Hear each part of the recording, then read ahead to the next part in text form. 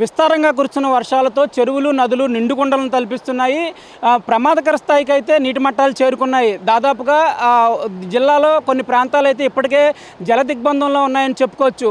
ముఖ్యంగా ఏలూరు జలాశయానికైతే ఏలూరు జలాశయం నీటి మట్టాలు అయితే ప్రమాదకర స్థాయికి అయితే చేరుకున్నాయి.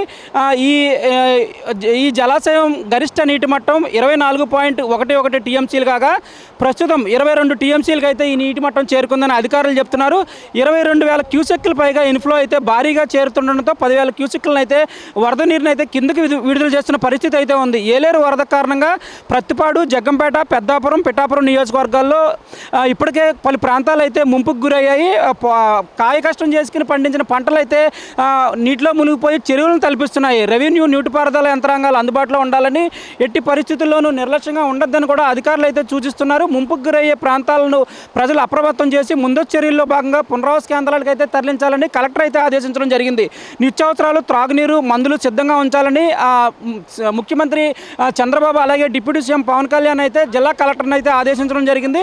పిఠాపురం, గొల్లప్రోలు, యూపత్తిపల్లి మండలాల్లో లోతట్టు ప్రాంతాల ప్రజలను అప్రమత్తం చేయాలని జిల్లా కలెక్టర్ కూడా మండల స్థాయి అధికారులను ఇప్పటికే ఆదేశించడం జరిగింది. అప్రమత్తమైన మండల స్థాయి అధికారులు అన్ని తహసీల్దార్ కార్యాలయాల్లో హెల్ప్లైన్ సెంటర్లను అయితే ఏర్పాటు చేశారు. ఇప్పటికే సుద్దగడ్డ వాగు వరద కారణంగా గొల్లపురాల్లోనైతే పలు కాలనీలు అయితే నీట మునిగాయి. ఏలేరు వరద వీటికి తోడవడంతో ముంపు భారీగా పెరిగే అవకాశం అయితే కనిపిస్తుంది. ఈ లోతట్టు ప్రాంతాల ప్రజలైతే ఆందోళన చెందుతున్నారు. రైతులు కాయ కష్టం చేసుకుంచిన వరి పొలాలు అయితే పూర్తిగా నీట మునిగాయి. ఈ వరద ప్రభావిత ప్రాంతాల్లో అయితే నిన్న డిప్యూటీ సీఎం పవన్ కళ్యాణ్ అయితే పర్యటించడం జరిగింది.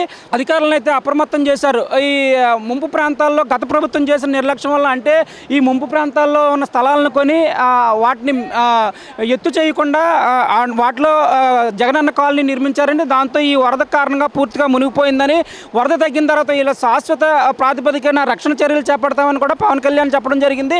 మొత్తం మీద చూసుకున్నట్లయితే ఈ వరద ఈ రాత్రికి మరింత పెరిగే అవకాశం అయితే కనిపిస్తుంది. ఏలేరు జలాశయానికి భారీగా వచ్చి చేరుతున్న వరద నీరు కారణంగా ఈ వరద ఈ రాత్రికి మరింత పెరిగే అవకాశం అయితే కనిపిస్తుంది. ఇప్పుడు మనతో మాట్లాడడానికి ఇక్కడ ఈ పిఠాపురం అలాగే సామర్లకోట గ్రామాలకు సంబంధించిన వ్యక్తులు ఉన్నారు, గ్రామస్తులు ఉన్నారు.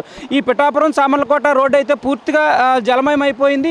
రెండు గ్రామాలకు అయితే రాకపోకలు అయితే పూర్తిగా నిలిచిపోయాయి. ఇప్పుడు వారితో మాట్లాడదాం. చెప్పండి, ఇప్పుడు మీ ఏ గ్రామం మీది, అసలు ఈ రోడ్డు ఎలా ఉంది? మాది కోదండరాంపురం అండి. మాకు ఏం కావాలన్నా ఏం తెచ్చుకోవాలన్నా మేము సామర్లకోట వెళ్ళిపోవాలండి. ఇలాగా 4 సంవత్సరాలకు ఒకసారైనా ఇక్కడ గట్టిగా వరదలు వచ్చినప్పుడు మాకు దారి ఉండదండి. ఎప్పుడు చూసినా ఇలాగే జరుగుతుంది. దీనికోసం గట్టిగా ఏదైనా చేయాలి. మేము డైలీ ఇలా మాది ఆటోలు అండి. ఆటోలు డైలీ తిరిగితే కానీ మాకు పట్టుకడదు. కానీ ఇలా వర్షం వచ్చినప్పుడల్లా 10 రోజులు 15 రోజులు మేము ఇంటికాడే ఉండవలసి వస్తుంది. అలాగే కాలేజీకి వెళ్ళే వాళ్ళు, స్కూల్కి వెళ్ళే వాళ్ళు, వాళ్ళకి కూడా చాలా ఇబ్బంది. నువ్వు ఏ కాలేజీలో చదువుతున్నావు? అసలు కాకినాడ పిఆర్ కాలేజీలో చదువుతున్నానండి. కాలేజీకి వెళ్ళినా కూడా దారి ఉండట్లేదు.